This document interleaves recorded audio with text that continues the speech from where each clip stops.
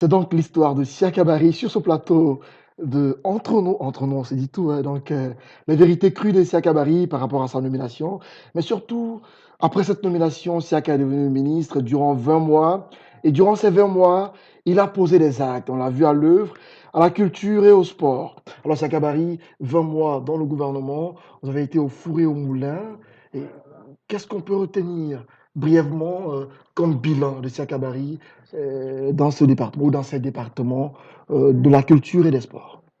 Bon, et il y a eu, euh, le bilan s'est dit à deux niveaux.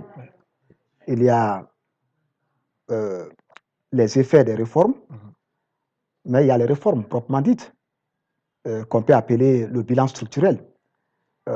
Moi, si je dois aujourd'hui me vanter d'un bilan à la tête de ce département, ce n'est pas les effets qui ont été vus.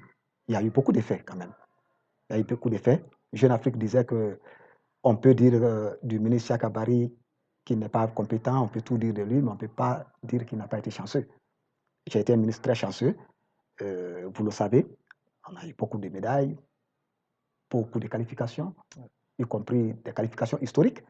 2 équipes nationales sur 3 qualifiées en Coupe du Monde en l'espace de 20 mois. 3 équipes nationales en demi-finale de Coupe africaine, dont 2 qui ont joué la 3e place. C'était en 20 mois, c'était beau. En 20 mois, des équipes que nous avions cessé de battre pendant des décennies, nous les avons alignées une à une. Le Sénégal, le jour de mon limogeage, était battu ici 5-0. La Côte d'Ivoire aussi. La Côte d'Ivoire 4-1 sur son terrain à Bouaké. Le Cameroun 2-1. Ça, c'était en 20 mois quand même. L'enthousiasme renaissait, le rêve redémarrait.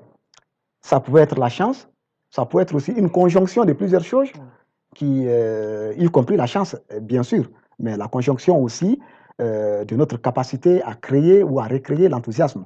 Mais sur le plan culturel, nous avons posé des jalons très intéressants. Avec le FENAC surtout. Le FENAC est un effet d'ailleurs. Mais au-delà du FENAC, nous avons doté la Guinée, pour la première fois de son histoire, de la loi sur la protection du patrimoine culturel et historique. Cette loi, on courait derrière elle depuis 1972. Nous l'avons fait en 20 mois. Ça a été ratifié par l'Assemblée nationale. Ça a été validé par l'UNESCO. Nous avons doté notre pays de la première politique culturelle qui vient d'être validée après mon départ. La première politique culturelle. La dernière politique culturelle que la Guinée avait eu à concevoir datait de 1982. Ce sont des socles, ce sont des soubassements qui me rendent aujourd'hui fier. Nous avons fait des trucs structurels, tels que doter le domaine culturel, le secteur culturel, d'une sorte de mutuelle d'assurance pour les artistes. Nos artistes mouraient ici et c'était par SOS, le plus souvent, qu'on essayait de faire face à leur prise en charge médicale. Nous avons réussi à mettre en place une mutuelle d'assurance pour les artistes. Est-ce que ça fonctionne jusque-là? Je ne sais pas. Est-ce que ça ne fonctionne pas? Je ne sais pas. Mais c'était des jalons importants. Le FENAC que vous avez rappelé, le dernier FENAC date de 1982. Nous l'avons réussi. Après notre départ, il n'y a plus eu de FENAC. Bon, donc voilà un peu... On va dire bilan élogieux de Sia Kabari à son passage au gouvernement. Ça s'est ressenti d'ailleurs lorsqu'il a été limogé de ce gouvernement. Et son limogeage est parti d'une phrase lâchée au Ghana dans un musée. Je vais revenir un peu sur cette phrase ou encore sur ces mots de Sia Kabari dans ce musée lors d'une interview. On va essayer de la décortiquer, voir est-ce que Sia Kabari était prédestiné à quitter son poste? Lorsque cette phrase lâchée, il a voulu faire comme Sankara lorsqu'il a voulu quitter son poste de Premier ministre. On va le comprendre avec notre invité sur ce plateau. Alors, vous dites ceci, M. Sia Kabari. Nous avons visité le musée Kwame Nkrumah. J'ai eu l'honneur de parcourir à travers les âges l'histoire de ce panafricain inégal. C'est avec les larmes que j'ai constaté que là où le Ghana est en train de préserver son âme, que c'est là-bas où la Guinée est en train de perdre son âme. J'ai envie qu'on s'arrête là. Là où le Ghana préserve son âme, la Guinée la perd.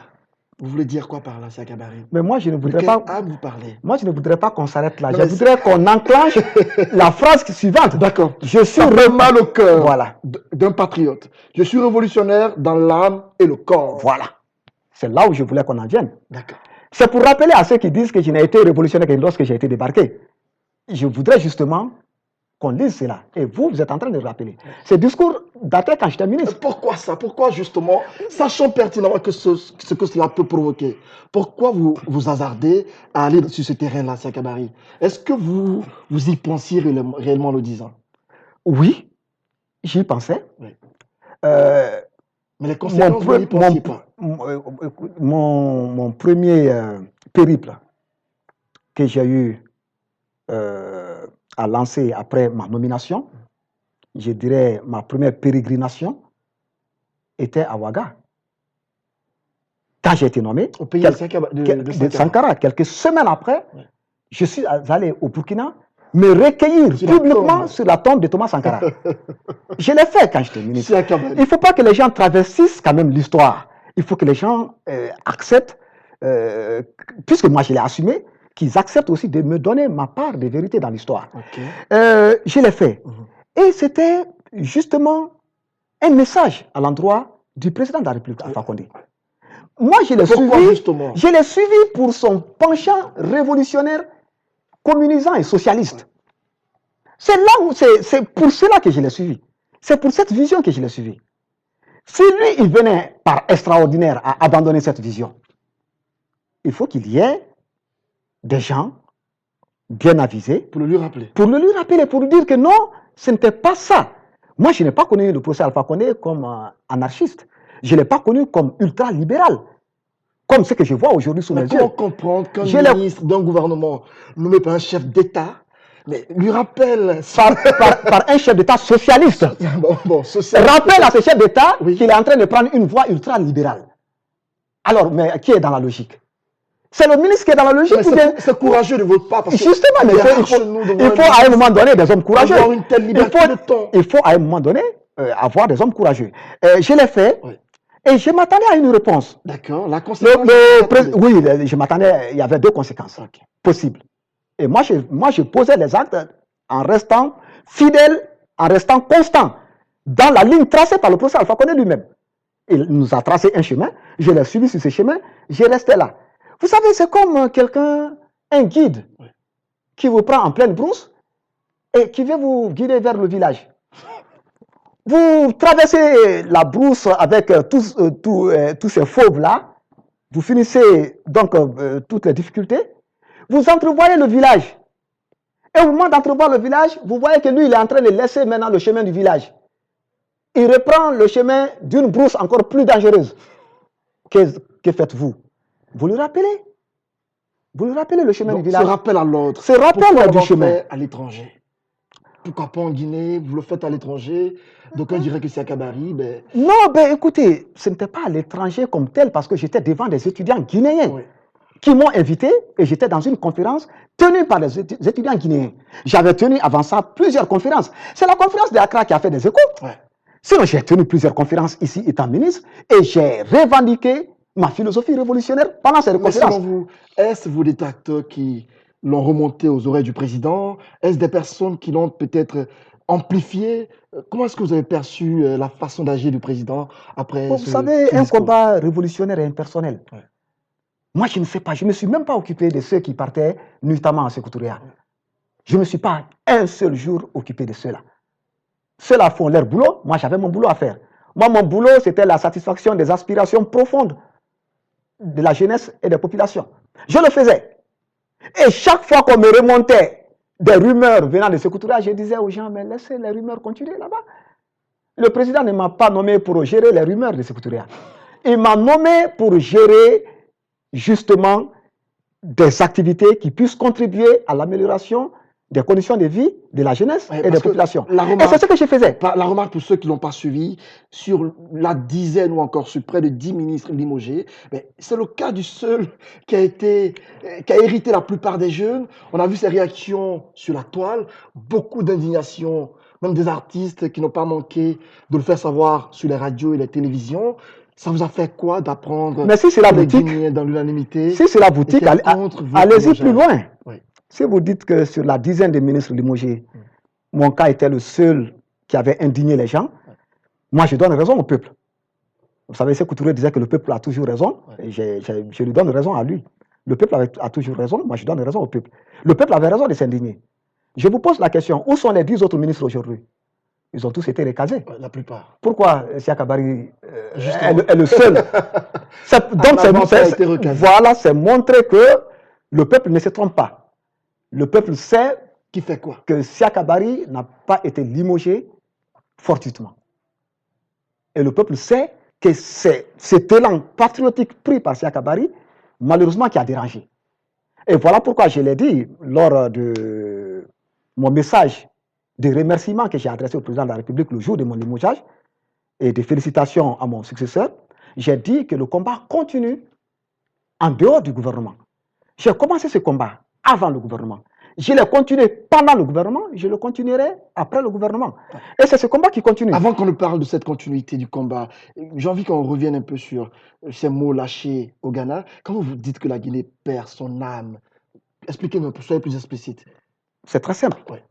Qu'est-ce que vous reprochez à Alpha Condé concrètement? Pas Alpha Condé, parce que je n'ai pas dit Alpha Condé, Alpha Condé perd son âme. Non, pas lui. J'ai dit la Guinée perd son âme. Alpha Condé. Oui, bien, justement, si le pilote Alpha Condé. Oui, le pilote a sa part de responsabilité là-dedans. Qu'est-ce que vous reprochez? Tout comme les copilotes aussi, parce qu'en tant que membre du gouvernement, nous étions aussi des copilotes. Voilà. Mais dire quoi?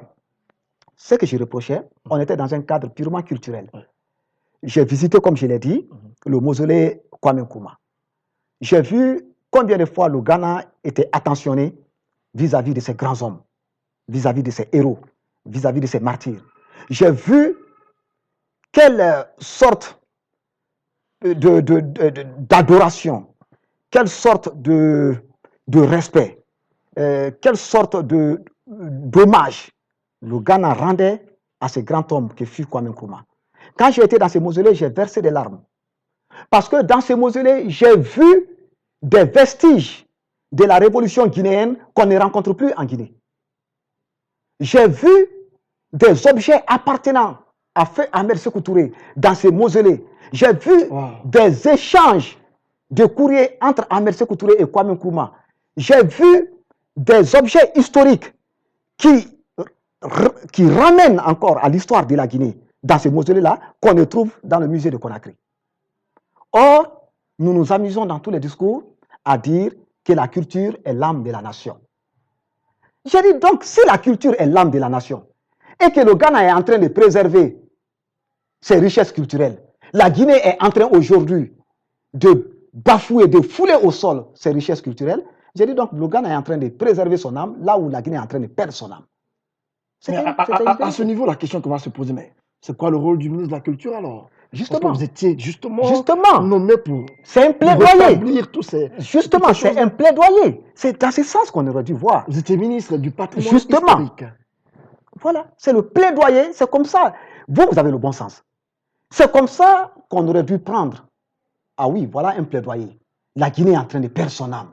Alors, qu'est-ce qu'il faut faire? Mais est-ce qu'on ne dirait pas que c'est un échec de Siaka Bari? Parce que la Guinée, je prends l'exemple... L'échec de la Guinée, c'est l'échec de Siaka Bari, naturellement. L'exemple du musée de Bokeh, par exemple. Oui. Vous étiez ministre. C'est un bijou que nous avons. Quand on prend celui des îles de Gorée, du côté du Sénégal, aujourd'hui, c'est un patrimoine que les Sénégalais préservent. Mais en Guinée, ce patrimoine qui est le musée de Bokeh, il est laissé à l'abandon. Mais Siaka Bari, en son temps, qu'est-ce qu'il a fait pour le réhabiliter? Justement. Vous savez, un maçon, pour construire, va toujours avec un plan. Vous savez, on dit que ce qui distingue l'abeille du plus grand architecte, sinon l'abeille aussi est un architecte, c'est le plan, c'est la planification. Siaka Bari a posé les jalons. Vous l'aviez dans vos projets? Non, pas dans les projets, dans le concret. D'accord. J'ai eu à concevoir là où il fallait commencer. La loi sur la protection, la préservation et la promotion du patrimoine culturel et historique. La Guinée n'avait pas cette loi. Cette loi date de Siaka Bari. C'est la base, c'est le début. C'est le début du commencement. Tout commence là. Comment pouvez-vous sanctionner quelqu'un qui fait la prédation des objets historiques si vous n'avez pas de loi? On n'en avait pas. Nous l'avons mis en place en 20 mois. Nous avons commencé à nous attaquer à la question du patrimoine historique. Nous avons commencé. Combien de fois l'ambassade des États-Unis nous a accompagnés dans les fouilles archéologiques dans la zone de Bofa, avec des restitutions faites devant la presse en 20 mois.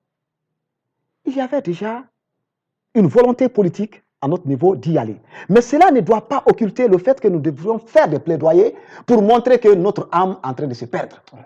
Et maintenant, si les gens prennent cela comme étant simplement une formule révolutionnaire et mettent cela sous l'angle politique, c'est cela qui se sont fourvoyés. Ça a été mal interprété.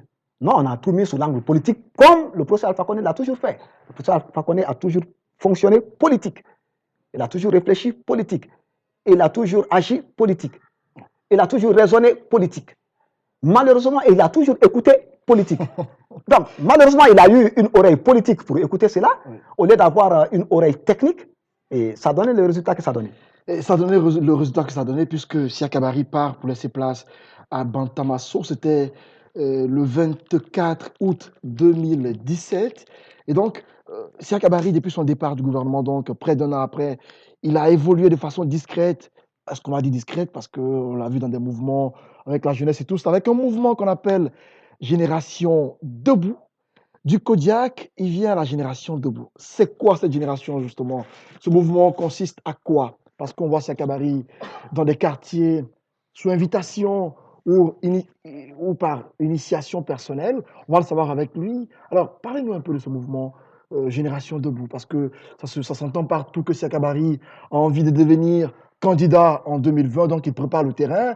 Siaka Barry veut faire en sorte qu'il y ait candidature indépendante en 2020. C'est quoi au juste le projet et c'est quoi ce mouvement Génération Debout? On a commencé par en parler à l'entame de l'émission. À l'entame. Bon, c'est un peu de tout ce que vous avez dit. C'est un peu de tout ce que vous avez dit. Il se peut que je sois candidat en 2020, bien que ça ne... Vous allez en faire un parti politique? Il est possible. Il est possible que le mouvement se transforme en parti politique dans les semaines ou les mois à venir. Je crois que la situation sociopolitique du pays est en train de me pousser largement vers ça. Donc vous n'êtes plus alphaïste? Non. Écoutez, l'alphaïsme est une vision. Je suis toujours avec cette vision. C'est Alpha qui n'est plus alphaïste. C'est Alpha qui n'est plus alphaïste. Voilà. Donc, si la personne elle-même n'est plus... Voilà, justement. Donc, il faut que les choses soient très claires. Comment se fait-il que vous soyez toujours alphaïste? Oui, malheureusement, nous sommes devenus orphelins. Nous sommes devenus orphelins. Donc, c'est ça, et je ne suis pas le seul. Tous ceux qui ont suivi l'homme avec le RPG, tous ceux qui ont eu à traverser ces années de braise avec lui, aujourd'hui se trouvent orphelins, malheureusement, parce que la vision a été abandonnée et la vision aujourd'hui est restée dans nos mains, mais la vision ne mourra pas. C'est le sens des Générations Debout. D'accord. Donc, avec Génération Debout, vous comptez continuer l'œuvre d'Alpha Condé? Nous continuons l'œuvre socialiste qui était prônée par Alpha Condé. Pas seulement par lui. Nous sommes sankaristes. D'accord. Par Thomas Sankara. Pas seulement par Thomas Sankara. Nous sommes sécoutouréistes, par Ahmed Sékou Touré. Pas seulement Sékou Touré. Nous sommes koumistes, nous sommes lumumbistes. Nous sommes des Julius Nyerere. Et Génération Debout consiste à quoi? Génération Debout, donc, est d'abord un mouvement de jeunes, mais un mouvement révolutionnaire de jeunes, qui visait à fédérer les énergies juvéniles dans un combat commun autour d'une vision commune. Et cette vision, c'est la vision d'une Guinée unie, d'une Guinée rassemblée, d'une Guinée solidaire. Quand je dis unie, je dis rassemblée, je dis solidaire. Je fais référence aujourd'hui à la vaste division à laquelle nous assistons du fait des hommes politiques, y compris le professeur Alpha Condé, y compris Cellou Dalein, y compris tous ces autres hommes politiques qui ont surfé à un moment donné sur les divisions ethniques pour opposer un peuple qui ne mérite pas d'être divisé. Génération Debout veut donc unir, unifier, rassembler la force la plus vive de ce peuple-là, qui est la jeunesse, qui représente 70% de cette population. Mais la question que beaucoup vont se poser, c'est qu'est-ce que vise Siaka Barry à travers les mobilisations, justement, dans les quartiers, tout cela? Nous visons donc une unité d'action. C'est vrai que tous les jeunes ne pourront pas être dans la même assiette. Nous visons une unité d'action de cette jeunesse, en vue d'en faire une véritable force motrice de notre histoire, une véritable force politique. Et pour ceux qui pensent que nous allons occulter le terme politique, se trompent. Nous voulons bel et bien bâtir une force politique pour contrer la dictature des deux forces dominantes aujourd'hui qui ont dessus. Je vais parler de la mouvance traditionnelle et de l'opposition traditionnelle. Nous voulons créer une troisième dynamique politique qui va non seulement les affronter Ouais. lorsqu'il s'agit de les affronter pour le bien des populations, mais qui va redonner espoir à une nouvelle génération d'hommes politiques qui a aujourd'hui son mot à dire. Ah, mais ça devient intéressant parce que si vous devez prendre une ligne qui n'est ni celle de la mouvance pilotée par le RPG Arc-en-Ciel, celle de l'opposition pilotée par l'URDG, ça signifie que vous serez dans une position centriste. Non, Ce sera quoi cette cette nouvelle position, vision? c'est une position anticonformiste. C'est-à-dire, Eh bien, c'est anticonformiste. ouais, Nous, les ni gens, de la mouvance les gens présidentielle, pourront nous ni de classer, l'opposition. ils pourront nous classer où ils veulent. Si nous ne sommes ni opposition, ni mouvance, si les gens Ousmane veulent, Kaba prône la même chose, pratiquement. il n'y a pas de souci. Oui. Il n'y a pas de souci. Sauf que Ousmane Kaba et nous n'avons pas les mêmes objectifs. Nous, notre objectif, c'est d'impulser et d'induire un renouvellement générationnel de cette classe politique. Nous voulons emmener cette classe politique à la retraite. Là, vous ne l'appelez pas du centrisme. Donnez le C'est de nom, l'anticonformisme. donnez le nom que vous voulez. Macron a eu toujours les mêmes problèmes, bien que je n'aime pas son exemple. Macron a eu le même problème, je n'aime pas son exemple, bien sûr. Il était une sorte de chauve-souris, Ouais. ni socialiste, ni républicain, etc. Je ne me reconnais ni dans l'opposition classique, qu'on appelle ici communément l'opposition républicaine, ni dans la mouvance présidentielle. D'accord. Je me reconnais simplement dans un seul combat. C'est le combat qui vise à fédérer aujourd'hui cette jeunesse-là, à en faire une véritable force politique et créer toutes les structures politiques qu'il faut dans ce combat-là, mettre à la disposition de cette jeunesse, affronter la vieille classe politique et induire une alternance générationnelle. Nous sommes pratiquement au terme de cette émission. Entre nous, Siaka Barry, candidat pour 2020, vous le confirmez sur notre plateau. Avec La question- Génération Debout. La question n'est pas, Génération Parti Debout n'est politique. pas un parti politique, justement. Nous allons en venir. Nous n'allons pas évoluer avec un parti politique. Entre nous, vous serez candidat ou pas? Nous n'allons pas évoluer avec un parti politique. Entre nous, monsieur le ministre, serez-vous candidat ou pas? Il y a de fortes chances à ce que Siaka Barry soit candidat. Donc, il sera candidat. Non, il y a de fortes chances à ce qu'il soit candidat. De D'accord. fortes chances. Je l'ai toujours dit. La seule chose qui pourra empêcher Siaka Barry d'être candidat, c'est s'il voit une nouvelle figure politique monter en Guinée, qui est plus proche des aspirations du bas peuple duquel je suis issu moi-même. Je ne suis pas un fils de la bourgeoisie, moi. Vous l'avez dit. Je suis un fils du prolétariat. Ouais. Je suis un enfant du ghetto. Si je vois quelqu'un qui est plus proche des aspirations de ce bas peuple, qui veut se battre pour ce bas peuple, qui a le souci surtout du mieux vivre des populations à la base et qui est en train de se battre sincèrement et qui, bien sûr, porte des aspirations révolutionnaires, si cette personne-là demande à prendre le flambeau devant Siaka Barry, je serai prêt à m'aligner. Mais, Ouais. tant que cette personne n'est pas aujourd'hui en vue, tel que c'est le cas aujourd'hui, Siaka Barry donnera des pieds et des mains pour être candidat et il affrontera tous ceux qui seront dans l'arène politique en 2024. Voilà qui a entendu Siaka Barry à l'instant, qui est le président du mouvement Génération Debout. Alors, Siaka Barry, dernière question à vous, toute dernière. Êtes-vous marié? Vous avez combien d'enfants? La Je suis question marié. personnelle. Oui, c'est vrai, je suis marié. Je suis père de 5 enfants, Ouais. 4 garçons, une fillette qui a juste 2 ans. Je suis marié, ma femme est là, tous mes enfants se trouvent là. Donc, nous vous disons au revoir, tout en vous disant qu'il est révolutionnaire et le reste, il est dans l'âme, il a dit. Merci à tous. Merci Antoine, Au revoir. merci à vous. Merci, monsieur le ministre. Entre nous, c'est l'histoire.